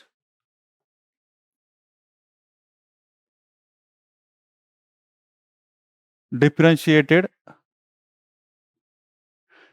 व्हेजिटेशन. तर ह्याच्यामध्ये काय केलं जातंय, आता कसं डिसाईड करणार आपण? प्रत्येक फॉरेस्टच्या एरियात जाऊन झाडाखाली जाऊन तर नाही म्हणणार ना, की हे डिसिड्यूस फॉरेस्ट आहे, स्क्रब लँड आहे, हे एव्हरग्रीन आहे. प्रत्येकाचं तर नाही करणार आपण. तर काय आहे, की किंवा फॉरेस्ट फायर झालंय. ह्याच्यात तर आपण नाही बघणार जाऊन, कारण एवढा वास्ट एरिया असतो. ऑस्ट्रेलियासारखा अर्धा कॉन्टिनेंट फॉरेस्ट फायरमध्ये जळून जातो. तर त्यावेळेस तर शक्य नाही ना प्रत्येक ह्याच्यावर ते ऑफिशियली जाऊन हे करणं. तर ते काय व्हेजिटेशन जे आहे, त्याचे आपण वेव्हलेंथ बघतो. जे वेव्हलेंथ इलेक्ट्रोमॅग्नेटिक वेव्हलेंथचा स्पेक्ट्रम आहे का? तर त्या स्पेक्ट्रममधलं प्रत्येक ह्याचे, की डेसिड्यूस फॉरेस्ट असेल तर त्याची वेव्हलेंथ काय आहे, जे इमिट करणार आहे रेडिएशन, त्याची वेव्हलेंथ काय आहे. त्याच्यानंतर एव्हरग्रीन फॉरेस्ट असेल त्याची वेगळी वेव्हलेंथ असते, वॉटरची वेगळी वेव्हलेंथ असते, त्याच्यानंतर सँडची वेगळी वेव्हलेंथ, म्हणजे ते डेझर्ट आहे का, डिग्रेडेड फॉरेस्टची वेगळी वेव्हलेंथ असते. म्हणजे एकच झाड आहे, समजा कशाचं, की टीकचं झाड आहे, तर टीकच्या झाडावरती जर आळी पडली असेल किंवा डिसीज झाला असेल तर त्या दोघांची पण वेव्हलेंथ वेगवेगळी असते. आणि ही वेव्हलेंथ मॅन्युअली चेक केली जाते अगोदर, ती फीड केली जाते सिस्टममध्ये. की जसं की समजा व्हीटचं क्रॉप आहे, राईसचं क्रॉप आहे, हे कसं सांगतात की एवढ्या हेक्टरमध्ये, म्हणजे 10-15 दिवसातच सांगतात ना आपल्याला लावलेलं, की एवढं एवढं व्हीटचं सोईंग झालेलं आहे, एवढे एवढे क्रॉप राईसचे सोईंग झालेले आहे इंडियामध्ये. तर हे कशाच्या पेक्षा त्या याचे जे स्पेक्ट्रम आहे लाईटचा, इलेक्ट्रोमॅग्नेट इमिट करायचा, तो अगोदर मॅन्युअली मेजर केला जातो. आणि मग ते एक सॅटेलाइट थ्रू ती पूर्ण इमेज घेतली जाते आणि त्यातून कळून जातं की एवढ्या एरियामधून ही इलेक्ट्रोमॅग्नेटिक वेव्हलेंथ बाहेर येते आणि ह्या एरियामध्ये हे आहे. हे कुठं अगोदर मॅन्युअलीच ठरलेलं आहे. ते काय त्या सिस्टममध्ये फीड केलं डेटा ऑलरेडी. एआय कसं वर्क करतं, आर्टिफिशियल इंटेलिजन्स कसं असंच वर्क करतं ना. तर ही जी सिस्टम आहे, आता ते एआयमुळे स्वतः पण डेटा घेतो थोडा बहुत, त्याला पण कळायला लागतं. तर ही सिस्टम आहे ती एनडीव्हीआयची. म्हणजे तर स्क्रब लँड कुठं आहे, फॉरेस्ट ही कुठं आहे आणि ह्याच्यावरून एक इंडेक्स काढला जातो. तर ह्याच्यासाठी फॉर्म्युला पण आहे, की काय आहे, की एव्हरग्रीन फॉरेस्ट असेल तर रेड लाईट काय करतं, एमिट करतं, ऑब्झर्व्ह करतं आणि इन्फ्रारेडवाली एमिट करतं. आणि समजा वॉटरकडे गेलं तर काय करतं, की रेड लाईट एमिट करतं आणि इन्फ्रारेड ऑब्झर्व्ह करतं. तर हे फॉर्म्युला आहे सरळ-सरळ. समजा आपण आणखी एकदा ते फॉर्म्युला बघू व्यवस्थित काय आहे त्याचं एक्झॅक्ट. पण हे 2च वापरले जातात. रेड लाईट, कारण ग्रीन कशामुळे दिसतंय? रेड ऑब्झर्व्ह करते आणि ग्रीन एमिट करते म्हणून ग्रीन दिसतंय आपल्याला. तर जेवढं जास्त रेड ऑब्झर्व्ह करेल, तेवढं ते क्वालिटीचं आहे. त्याचा इंडेक्स 1 येणार. आणि वॉटरच्या एरियात किंवा डेझर्टमध्ये गेलं, तर रेड सगळे एमिट करणार ते. मग तिथं आपल्याला 0 इंडेक्स येणार. मग त्याचा एनडीव्हीआय जर 0 आला, तर ते डेझर्ट आहे, आणि NDVI जर एक आला तर तो एव्हरग्रीन आहे. तर ह्याला काही रॉकेट सायन्स लागत नाही ना, आन्सर रायटिंग लागतच नाही. आणि हे माझ्या मित्राला इंटरव्ह्यूमध्ये विचारलेलं आहे, आणि मी त्या दिवशी इंटरव्ह्यूच्या प्रोग्राममध्ये पण घेतलेलं आहे. हे जे फॉर्म्युला होता का, मी फॉर्म्युला 1 मिनिट पाहतो.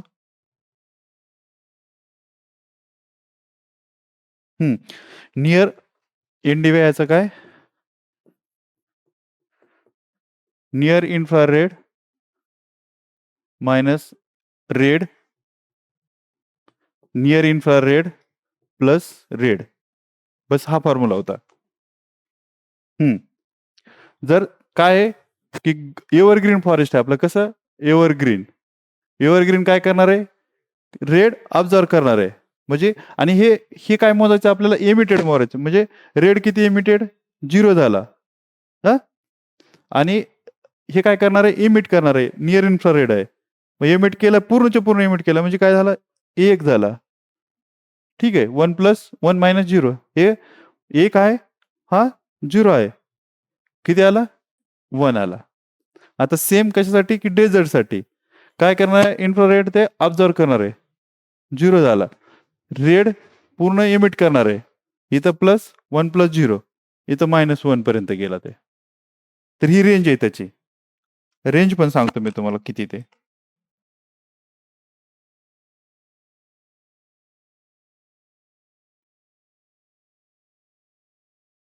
-1 to +1 रेंज त्याची.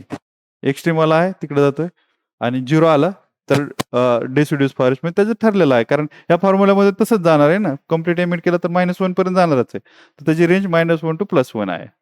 तर हे फॉर्म्युला समजायला इंटरव्ह्यूमध्ये 2023च्या इंटरव्ह्यूला, म्हणजे 22चा इंटरव्ह्यू 23 मध्ये झाला, आणि त्याला हा क्वेश्चन विचारलेला होता. खूप वेळेस ट्रान्सक्रिप्टमध्ये पण भेटेल तुम्हाला. यावेळेस फक्त MPSC मध्ये ना गोदावर्मन केस विचारली डेफिनेशनवाली, त्यांनी लेवल थोडीशी वाढवली. तर आता पुढच्या वेळेस कळलं की गोदावर्मन केस सांगतोय हा, तर तो NDI विचारणारच आहेत ते, कारण कुणाला पण क्युरिओसिटी ना, की किती लेवलचं आहे बाबा. तुम्ही कसं डिसाईड करणार डेसिड्यूस फॉरेस्ट आहे की हे, तसं जर विचारलं तरी काढता येऊ शकतं, सांगता येऊ शकतं आपल्याला. NDVI जर UPSC मध्ये जर लोकांना भारी वाटू शकतं त्याचा आन्सर, तर मित्रांनो माझ्या आन्सर नव्हतं देता आलं त्यावेळेस, कारण शक्यच नाही त्या लेवलचं. कारण IFS मध्ये बी कोण नाही घेत, ज्यांनी कधीच मेन्स बी दिले नाही, UPSC प्रिलिमी नाही काढले, ते शिकवत IFS. कारण तिकडे बी नाहीये त्या लेवलचं. कारण आणि जो त्या प्रोसेसमध्ये नाहीये, तो तेवढ्या लेवलला इंटेन्सिटीनं आतमध्ये नाही जाणार ना त्या प्रोसेसच्या. ट्रान्सक्रिप्ट एवढी लाईन एक नाही वाचणार ना दुसरा कोणी. बरं त्याच्याकडे कोणी घेऊन येणार नाही एखाद दुसरं गोष्टी. तर जो माणूस मध्ये आहे, त्या प्रोसेसमध्ये आहे, तो करू शकतो व्यवस्थित. तर मला वाटतंय की आन्सर रायटिंगची भीती तुम्हाला राहिली नाही पाहिजे. आणखी काही प्रॉब्लेम आहे का आन्सर रायटिंगमध्ये? तुम्ही फक्त 10 दिवस द्या. 5 आणि 5 10 दिवस, 2 आठवडे. तुम्हाला फील नाही आला तर मी पैसे वापस करतो. काहीच प्रॉब्लेम नाही. मी पैशासाठी नाहीच, मी तुम्हाला सांगितलंय मी पहिल्यांदा. तुम्ही वाटलं तर आणखी YouTubeवरती जावा, नित्या अकॅडमीच्या वरती. तुम्हाला डिझास्टर मॅनेजमेंट जर 10 मिनिटात जर नाही समजलं तर मी चॅलेंज देतो. 10 मिनिटामध्ये डिझास्टर मॅनेजमेंट. कुठली बी कन्सेप्ट. रिस्क, आता तुम्ही सँडा फ्रेमवर्क नाही सांगितलं. रिस्क रिडक्शन, व्हलनरेबिलिटी, डिझास्टर आणि डिझास्टर मॅनेजमेंट. हझार्ड एक. डिझास्टर आणि हझार्डमध्ये फरक काय?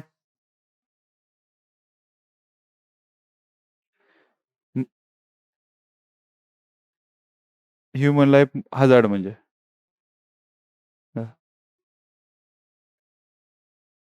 प्रॉपर्टीला पण डॅमेज होतंय. नाही, लईच थोडंसं वेगळं आहे. समजा ह्याच्यात वाळवंटात अर्थक्वेक झाला, तर किती लोकं मरतील? त्याला काय म्हणणार मग आपण? त्याला डिझास्टर म्हणणार का? डिझास्टरची डेफिनेशन काय आहे? कोणी सांगू शकतं का? डिझास्टरची डेफिनेशन काय आहे माहिती आहे का? What is disaster?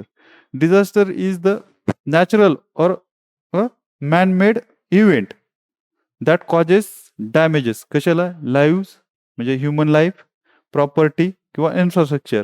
आणि ते कुठं आहे? Beyond the capacity of affected community. समजा आपण एवढं येतं, आणि इथं जर डिझास्टर झाला तर आपल्या कॅपॅसिटी, म्हणजे त्याच्यासाठी वास्ट एरिया, समजा पुणे, आणि पुण्याच्या कॅपॅसिटीच्या बाहेर जर गेलं स्वतः ते मॅनेज न करण्याच्या, तरच तो डिझास्टर असतोय. नाहीतर मग ते एक इव्हेंट असतोय, ऍक्सिडेंट असतोय. ऍक्सिडेंट रोड झाला तर आपण डिझास्टर म्हणत नाही ना. पण केमिकलचं जर हे झालं तर बियॉन्ड कॅपॅसिटी असते त्या सोसायटीच्या, तेव्हाच त्याला डिझास्टर म्हणलं जाते. मग आता ह्याच्यामध्ये वाळवंटात झालेला काय हजार्ड आहे ते फक्त. हजार्ड म्हणजे काय? की event that has potential to cause damage. मग अर्थक्वेक किती झाला? लँडस्लाईड आपण तिथं नाही तर लँडस्लाईड झाले, तर तो हजार्ड आहे. लँडस्लाईड ॲज अ हजार्ड आहे. पण तो डिझास्टर नाही. पण तोच अर्थक्वेक जर झोपडपट्टीत झाला किंवा बिल्डिंग जिथं कमकुवत आहे तिथं झाला तर? तो अर्थक्वेक आता डिझास्टरमध्ये कन्व्हर्ट व्हायला लागलाय. का? तर ते बियॉन्ड कॅपॅसिटी चाललाय इंडिव्हिज्युअलच्या, त्या सोसायटीच्या. त्याला डिझास्टरच म्हणलं जातं, की जेव्हा तुम्हाला बाहेरून एक्सटर्नल हेल्प घ्यावाच लागणार आहे. तुम्ही जर स्वतः जर ती कम्युनिटी, कंट्री, सोसायटी जे कोणी असेल, ते जर स्वतः जर ते मॅनेज करू शकत असले का, तर त्याला डिझास्टर नाही. मग त्याला ॲक्सिडेंट म्हणतात. पण ते बियॉन्ड कॅपॅसिटी गेलं, तर त्याला आणि ही डेफिनेशन आहे डिझास्टरची. हझार्ड आणि डिझास्टरमध्ये हा फरक आहे. अर्थक्वेक तोच आहे. दोन्हीकडे हझार्ड अर्थक्वेक आहे. पण हझार्डला ह्याच्या कशात कन्व्हर्ट करायचं आहे आपल्याला? डिझास्टरमध्ये. आता मला सांगा, मी काय सांगितलं, की झोपडपट्टीमध्ये अर्थक्वेक झाला किंवा छोटे-छोटे घरं आहेत, तिथं अर्थक्वेक झाला, तिथं डॅमेज झालं. पण जपानसारख्या शहरामध्ये अर्थक्वेक झाला, जिथं की अर्थक्वेक रेझिलिएंट बिल्डिंग आहेत. तिथं मग हझार्ड झाला का? डिझास्टर झालं का? काही नाही, 2-4च बिल्डिंग इकडून-तिकडून पडल्या कोपऱ्या-कोपऱ्यातून, त्यावेळेला जोरात नाही पडल्या.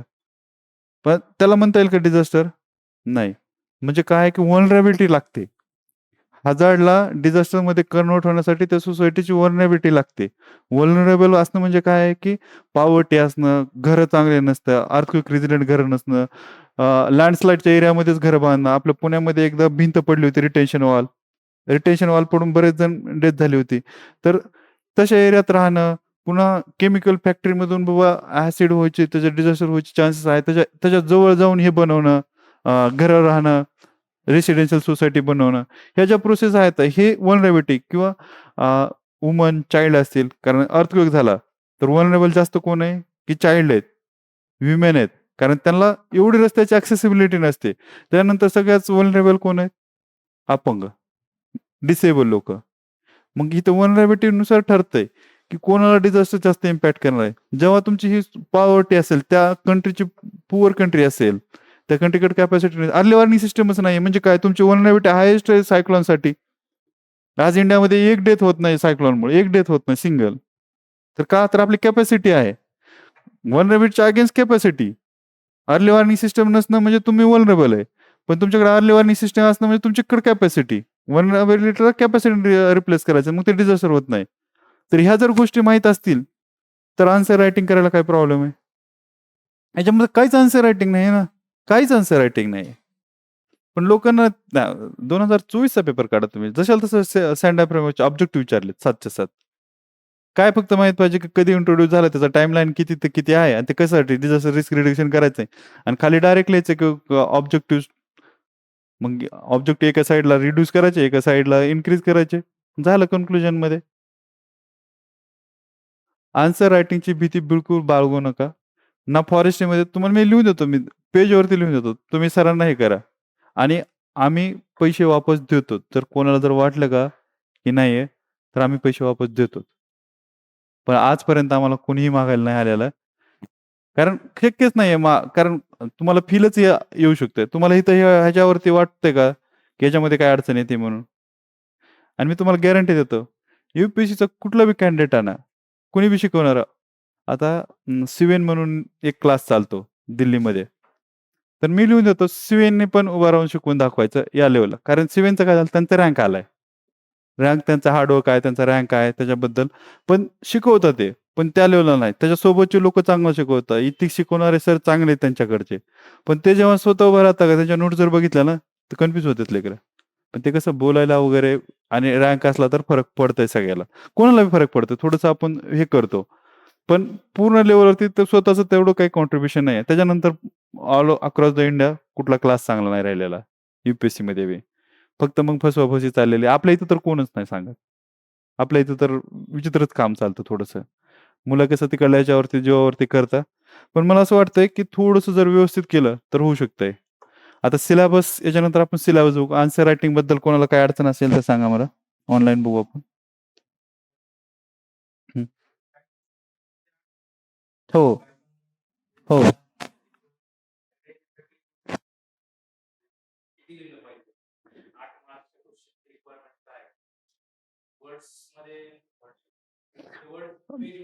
हां, हां. ठीक आहे. आता समजा क्लासिफिकेशन ऑफ फॉरेस्ट विचारलं, ठीक आहे. 8 मार्कला विचारलं का, तर डायरेक्ट क्लासिफिकेशन लिहायचंय. ओनरशिपच्या बेसिसवरती काय आहे, की प्रायव्हेट ओनरशिप, पब्लिक ओनरशिप आणि पब्लिक ओनरशिप एवढेच लाईन लिहायची. एजच्या बेसिसवरती इव्हन एजेड, अनइव्हन एजेड. त्याच्यानंतर चॅम्पियनशिप इकॉलॉजिकल बेसिसवरती 5 मेजर टाइप्स आहेत. आणि समजा हेच 15 मार्क्सला विचारलं, तर त्याला थोडं इलॅबोरेट करायचं. की चॅम्पियन हं.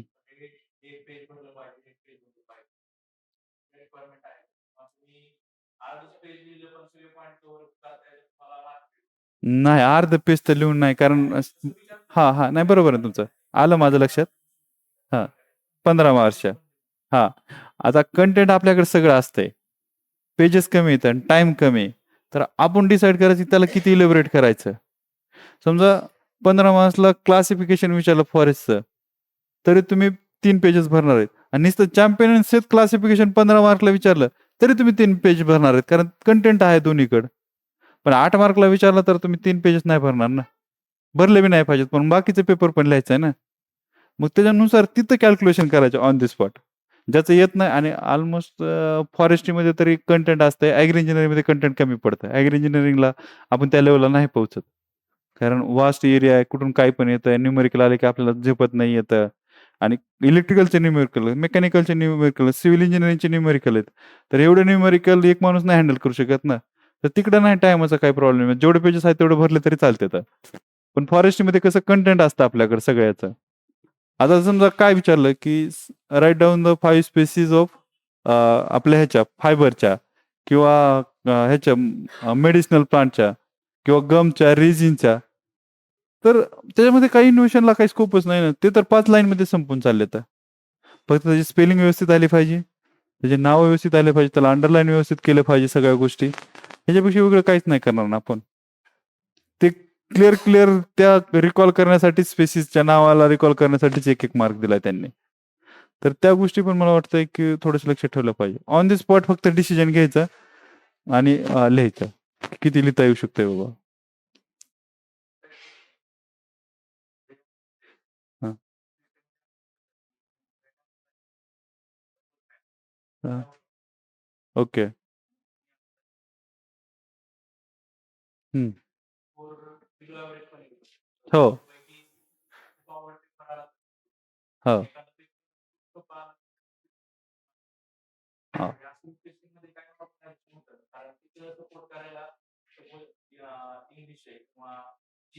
हो.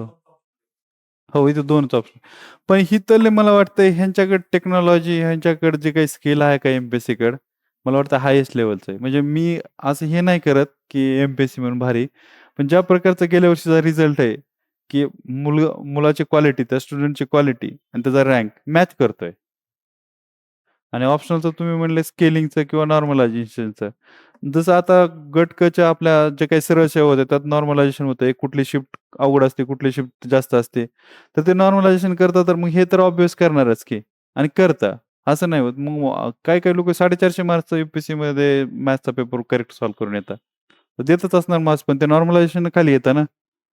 तर तो काही विषय नाही. मला वाटतं की टेक्निकल इश्यू ना, म्हणजे एम-पी-एस-सीमध्ये सध्या तर नाहीये.